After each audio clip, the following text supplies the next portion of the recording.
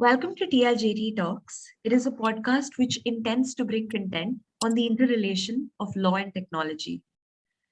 Today, we have the eminent guest with us, Dr. Patathil Dhanya Menon, India's first cybercrime investigator. We would be discussing cybercrimes with a special focus on women today, considering how important it is to discuss cybercrime, seeing the growing rates of crime online against women.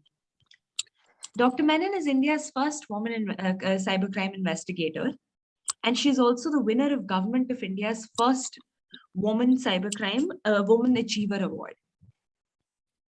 Now I'd like to start to ask my questions from ma'am.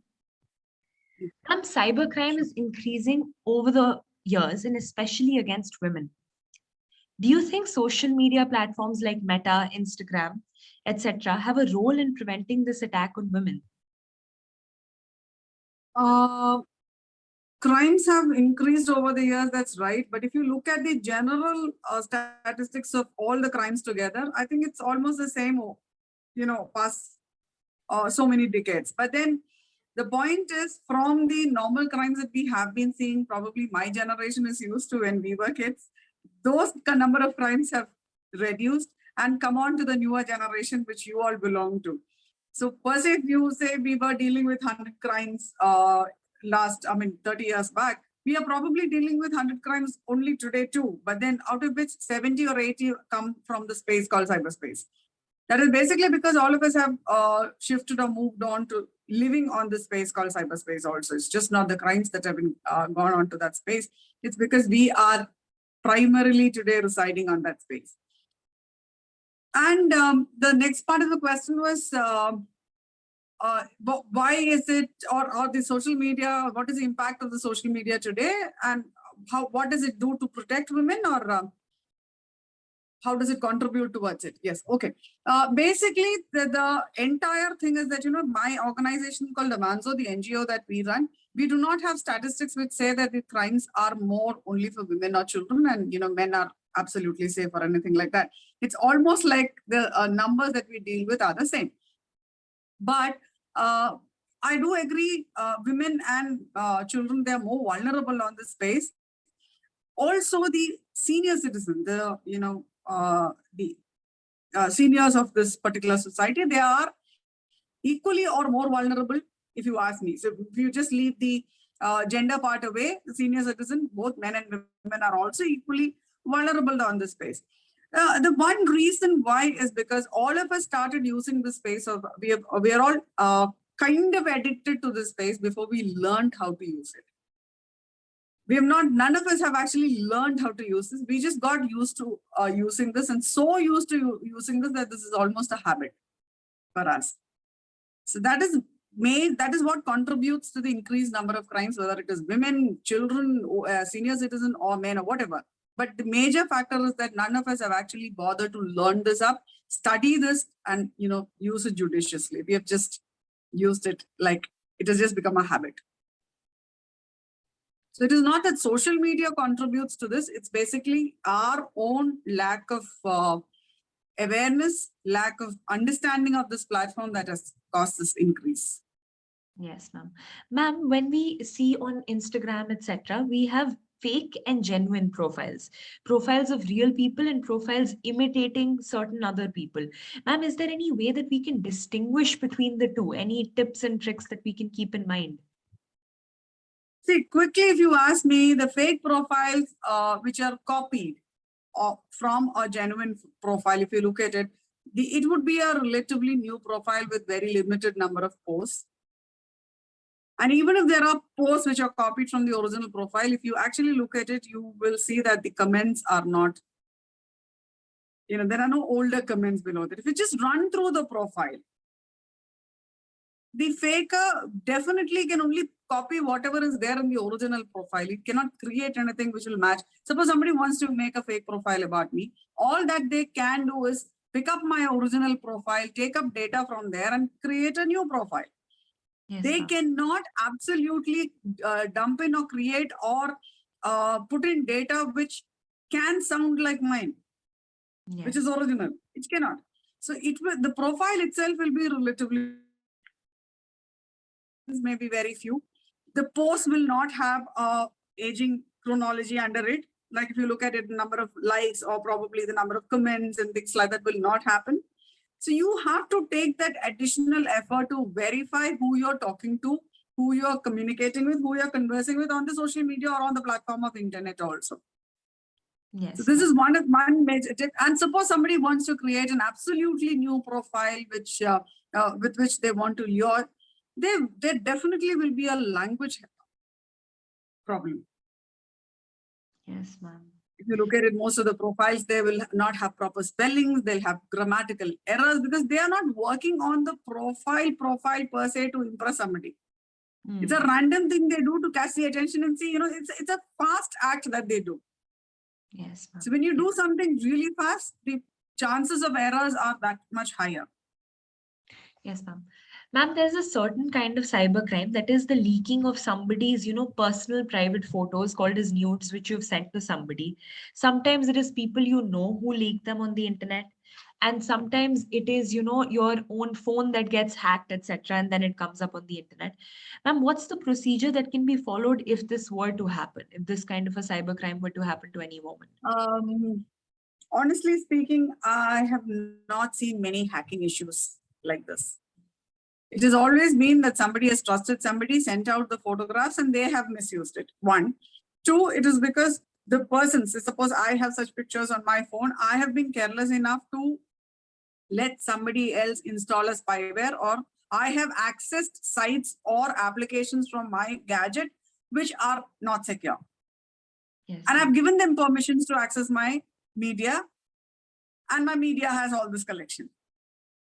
Understood. So these are the type of things that we have seen more, and very few number of hacking issues we have seen on this particular forum. Or if you look at personal nudes which are being leaked or which have gone onto the internet, hacking is a very, very, very minimal kind of a type of an attack. It has always been the carelessness of the person who has taken it. So I would definitely say, if you do not know how to handle your data securely, I mean, especially such vulnerable data securely, do not procure such data, do not save such data. That's the first rule. Yes, now, if you have that, if you want to actually keep such data in your gadget, make sure that you are careful not to give access to vulnerable applications or sites. It doesn't happen that, okay, somebody said there's a photo editor software there, let me also download it, let me also work on it, and you give all I agree permissions to it. Yes. And then, you're giving them access to all your data, and then it's left to them whether to use your data or not. Yes. And if ever you want to take such data and such photographs, do not share it from your side. Because basically, once you start running forensics, once you start running the investigation, it will come back to your own gadget. Yes, ma'am. So Are there enough laws in India to, protect us from such a form of crime? I wish the laws that we have in India is properly used. At least before we can complain of the lacuna or the loopholes in the law, I wish we use it properly. Yes, ma'am. I have seen law being used, but then majorly misused and used. Ma'am, if a colleague somehow comments or, posts inappropriate posts about us or inappropriate remarks on our social media accounts, would that be counting as, as a workplace harassment, or would that be a cybercrime? Or can we report it under both? Both. Okay. Both. It comes both under workplace place harassment and IT. And ma'am, if we were to report such a crime, do you think the laws are, in condition that they will help us, or again, it's like the laws are, not aiding to help us? No, see, the black and white statements in the law, the lines that are put in the act, they're all adequate. Now, the point is, how far is the legal system sensitive enough to handle such issues? I wouldn't say they're not technically qualified, they're not legally compliant. No, basically what I feel is that there's a lot of, basically the law enforcement system lacks in sensitiveness to handle such issues. Yes. So once that is there, it's a social reform which we need to look at, may take some time also. It will not be as easy as bringing in a law or bringing in a regulation.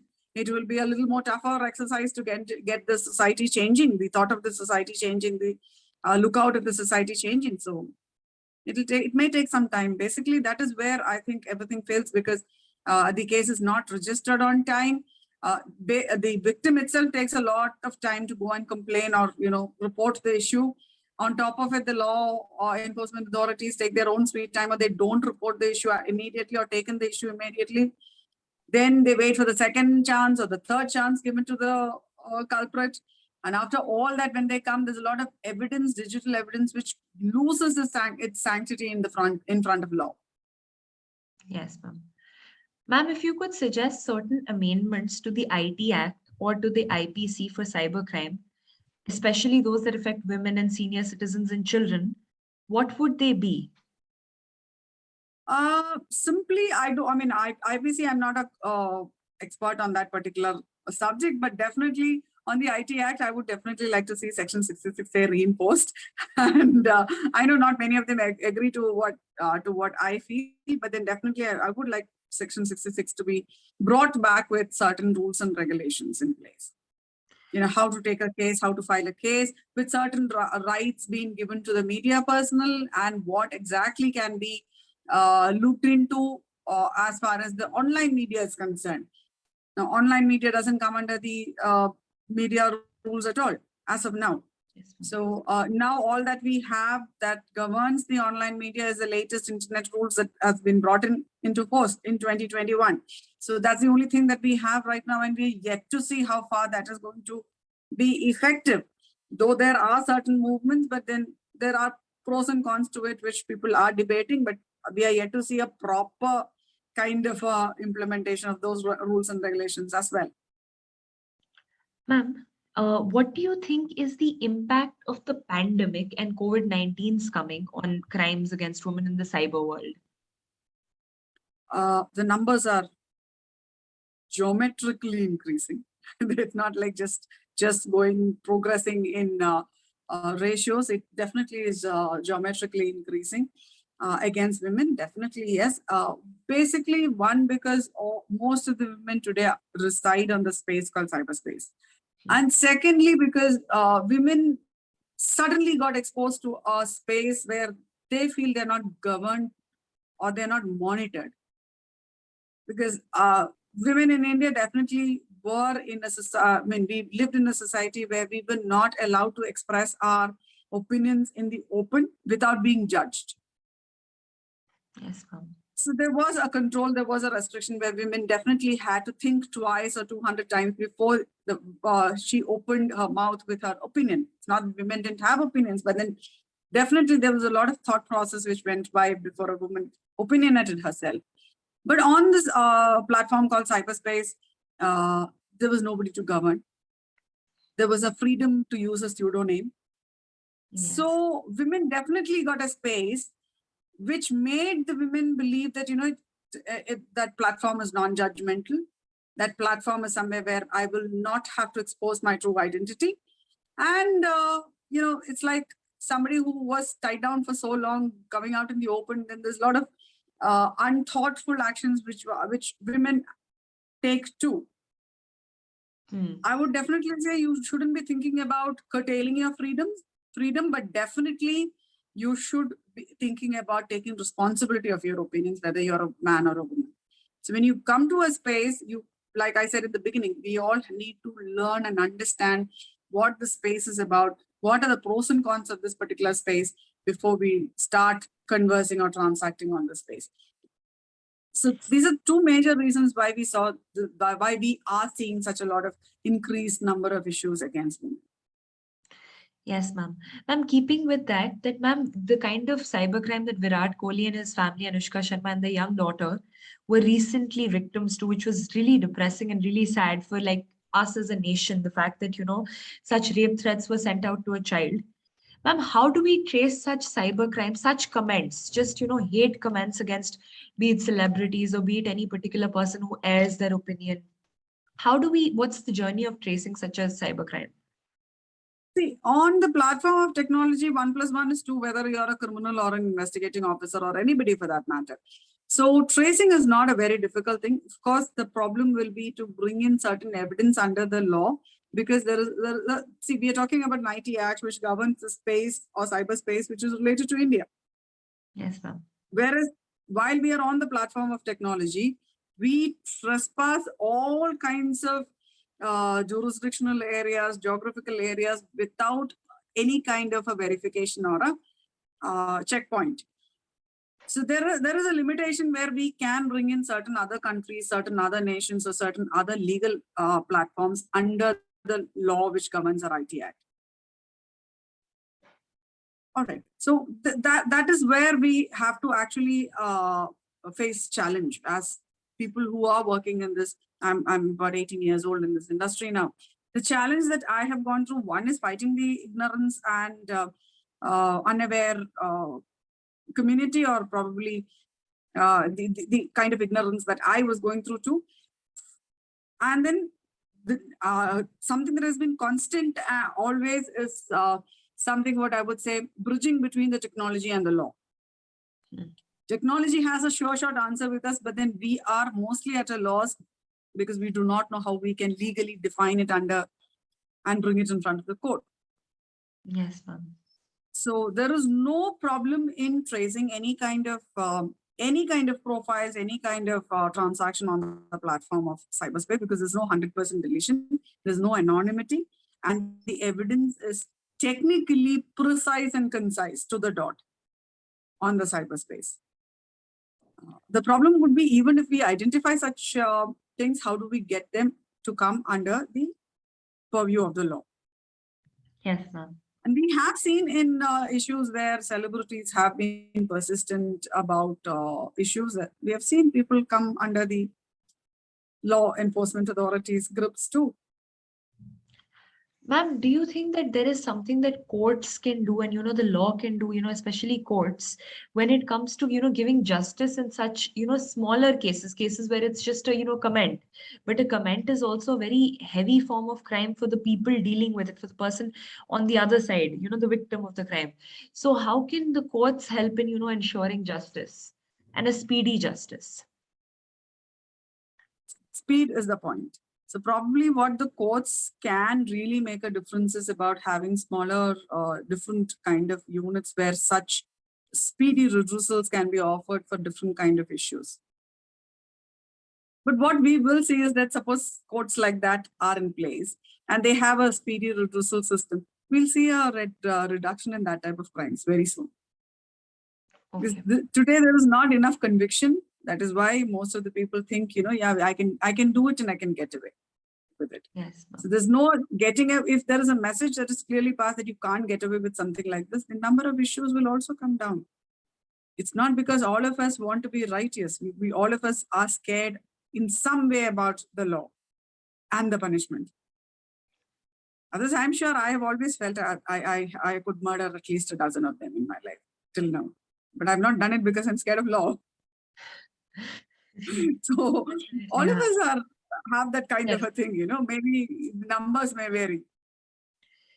Ma'am, there is something known as body shaming, which occurs online again to, mostly to women. Even this has even occurred to men. So ma'am, what do you say about body shaming online? Should there be like a specific law, or is it considered as a part of, your freedom of speech and opinion? Would it be coming under that? I think it's a very thin line between body shaming, bullying, and, some kind of a teasing or a sarcasm that is addressed to every other person. And during the lifetime, I think all of us learn to accept a lot of things. Because, we tease somebody else teases us. I mean, I remember I was quite heavy. I've been called a heavy person during those times when I lost weight. Now people ask me if I'm ill now. So it's their opinion basically. But when it is sent out to a person who's not ready to accept such comments, then it becomes a problem because they're not ready to accept it and they're not ready to face it the way probably I would deal with it or somebody else would deal with it. It's a very personal thing, See, somebody calls me names, I might just say, okay, barking dogs, just leave it. It is my attitude. But the other person or somebody else may not take it in that way. For somebody else, it could be a life-changing hurt and pain, probably, which will lead them to hurt themselves or hurt somebody else in the society. I mean, there needs to be a kind of a social awareness which has to be brought in as kids itself as to what can be talked, how it can be talked, and how do you understand the other person's perception about it. Having fun and hurting somebody are two different things. Having fun, if the other person is also okay about it, have fun, there's no problem. Ma'am, on social media nowadays there are even online dating sites, etc. What would you say for those kind of children, etc., who get on the dating sites by lying about their age, etc., or they use social media platforms which aren't meant for their age, and they get on it? So should they be personally aware, or is there should be some more regulation on the part of the platforms to see to it that this does not occur? If you ask me, I think you should bring in a regulation where it says that any child who uses such kind of platform, before they are allowed to use it, they will face a penal action along with their parents. And we should see that such penal actions are taken against the parents also, because I wouldn't always blame the children for doing such a thing. See, you buy a packet of candies and you leave it there and you say, okay, you tell your little boy or girl at home who is about 4 to 5 years old and say, there are candies there. They're very tasty. They're very sweet, but then you are not supposed to take it. Now, upon God, you tell me you will take it or not. If you are in that child's position, will you take it or not? Any child would take it. Absolutely. Any child would take it. So this is exactly like that. This is one space which offers a lot of, addiction, a lot of high, what do you call, a lot of excitement to the children. And then you are telling the child not to use it and leaving that decision to the discretion of the child itself, where you do not have a provision to, you do not know how to keep the pack of candy safe, one thing. Second, you do not have a monitoring system to see whether the child has taken it or not. Yes, you do not know how many candies were there to count it out and let them know. All right. So you do not have the know-how to actually keep it safe. You do not have a system where you can monitor whether it is being, it is safe or whether it has been mishandled or anything like that. But still you expect a irresponsible, I'm using the word irresponsible not as a negative adjective, but I'm using it as a positive adjective to a child, because a child is expected to be responsible. A child is a child because it is irresponsible. So you expect an irresponsible human being, a child, to use it rationally and responsibly. The problem is with us.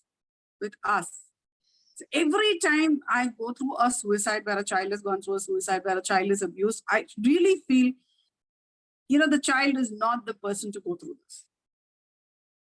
It is the senior society around the child, the stakeholders around the child who is responsible for this and who should be held responsible for this. So we have a legal system where it says that, okay, if the parent buys such a phone or a gadget with so and so facilities and provides it for the child, the parent should be held liable. It is because a license is there. Every human being needs to go reach the age of 18, acquire a driving license before you can access a vehicle and drive it on the road. There is a law like that. We should have rules like that which says a child cannot access such things. And if the child accesses it, the parents are responsible. Yes, it is, underlying, there's a very soft statement which says the parents are responsible for it. But it's a very soft statement. Still, when an event happens, an accident happens, the child is, and solely the child is held responsible, which is a very sad part. Yes, ma'am. Ma'am, personally, as your journey as a cybercrime investigator, what is the most interesting aspect about your job? That I can probably narrate my experiences like stories, thrilling stories to the, whatever happened yesterday becomes stories tomorrow, and can handle it like, somebody else. What would be your advice to, all the young listeners of this podcast, that what they should do when they're on any cyberspace? What are, the guidelines that they should follow? How should they keep themselves safe? There's nothing called secrecy. There's nothing called privacy. There's nothing called trustworthiness and authentication. There is no deletion. Once on the internet, forever on the internet. There is no authentication on the internet. If you can remember these points, and if you can keep your, alert systems alert when you're on this particular gadget, you can be relatively safe. And follow data hygiene. Ma'am, what is Very data important. hygiene? Data hygiene is basically how you keep your system, your data, your information clean and neat on the cyberspace. Like you do not have, the official data, the personal data, the social data, and your private data or your financial data all onto a single gadget. You can't have that. See, once you are open, you have an open end on the internet by using a social media or probably a chat application, you're vulnerable for any kind of a virus attack, you're vulnerable for any kind of a spyware attack, you're vulnerable for any kind of data loss. So on the same gadget that you have this open-end internet connection where you are actually active on your social life or on your communication channels or your, for example, WhatsApp or Facebook or Instagram or whatever, and you have your financial data there too. In all probability, your financial data has been compromised yesterday, if not tomorrow. It has already been compromised yesterday, if not tomorrow. So that kind of a segregation where you understand, you evaluate your own data as to whether what of it is personal, what of it you are ready to compromise and it's okay if it goes public, what of the data you need to really secure, how much of a risk are you ready to take depending on the value of the data that is going. So all these things, this thought process goes into before you start segregating this data and using it judiciously. So once you start doing it, that is when you can call yourself, cyber hygiene or a data hygiene person. Okay, ma'am, do you believe that the government or any form of regulation should put any form of regulation on the social media platforms as well, that they follow certain guidelines so that they ensure stricter enforcement, so that they're also more responsible when it comes to cybercrime happening on their platforms? There are issues. I won't say there are absolutely no issues and they're all very proactive and things like that. No, but it is business for them. Yes. See, none of these social media companies are charging any of their users for using their platforms, correct? So Yes. what do they make money out of? They will make money out of us. How will they make money out of us? They will take our data. They will use our data for their various business purposes. Why should somebody sit there and make your life pleasurable, enjoyable, and easy for you? There are no free meals out there. So we need to understand when somebody offers us something free, something where there is a catch. We should understand that there is a catch to it. So it is for us to think about what the catch is, evaluate whether we are ready to take the catch, how much of it are we ready to pay. The rules and regulations, definitely it's evolving. I wouldn't say they're, again, like I said, I wouldn't say it is all perfect and in place and all. It's evolving. We have seen a lot of change from what it was a couple of years or 1 decade back. But yeah, I think there is more to go. A long way to go. Ma'am, when a case comes in front of you, a cybercrime case, what is the journey of that case? How does it start? How do you start with the investigation procedure, etc.? See, basically, the first thing that happens is that we have to understand what the issue is. It may be very different from what it is presented in front of us. It may be very different because, see, again, the issue that comes in front of us is only a perspective from the person who is reporting the issue to us. Yes. So we start from actually analyzing the digital space or the digital gadgets that are available with us, which we are authorized to use. And we have to come to a conclusion which could be technically and legally presented. The challenge is to match this particular finding. Ma'am, you're on mute. Yes. Sorry. Am I audible now? Yes, ma'am. Yes, ma'am. So to actually match this particular phase of or the findings that we have found on the cyberspace, on the so-called cyber gadgets that we have with us, to the narrative that has been given to us by the people who have come to us. Now, that is one of the biggest challenges that we have. And there are, situations where we have been royally abused by people who have come here, abused in the sense, verbally accused us of manipulating and doing, because that is not what they want to see.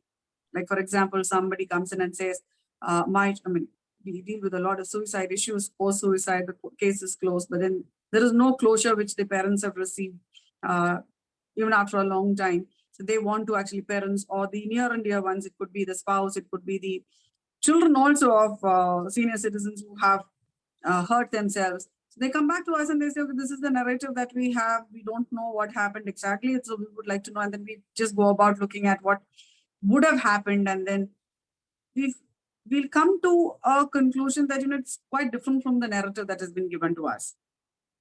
The actual story would be quite different from the narrative given to us. And then they would say, we are trying to make up stories till they get convinced about it. So the first part, or the first thing that we have to really teach ourselves in this particular industry, is to be patient, to be compassionate, and to understand that the person sitting in front of you definitely wants to hear only what they want to hear, or willing to hear only what they want to hear, not what is a fact.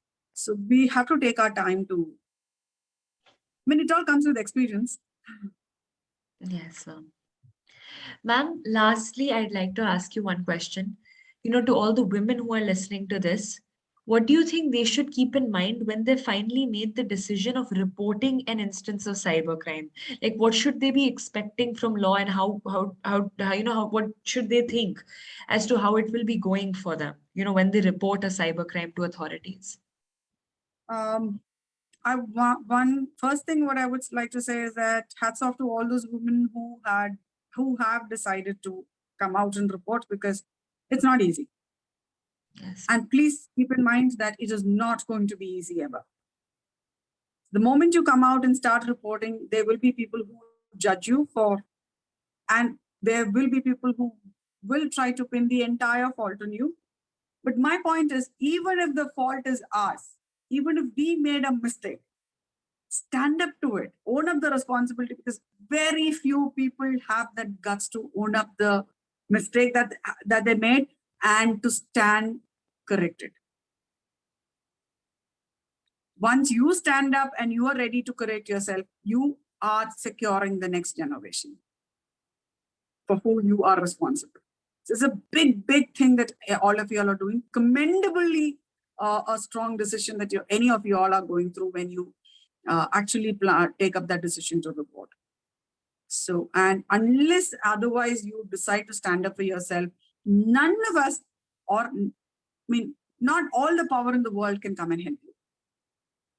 So first you have to stand up for yourself. So you have to take that first initiative, where people like us or professionals like us can only then think of even considering whether we can help you at all. If ever, even if we want to, if you don't stand up for yourself, we can't. 99% of the issues that come to our office, we are helpless because they don't want to stand up for themselves. They come to us and they say, Madam, aap log karo. I have work to do. I have studies to focus. I have my family. My family shouldn't know. My other people shouldn't know. But you should see that the other person is punished. What for? If you all cannot do it, then why should I take up that risk of, fighting for you? If you are hungry, you need to eat. Primary rule.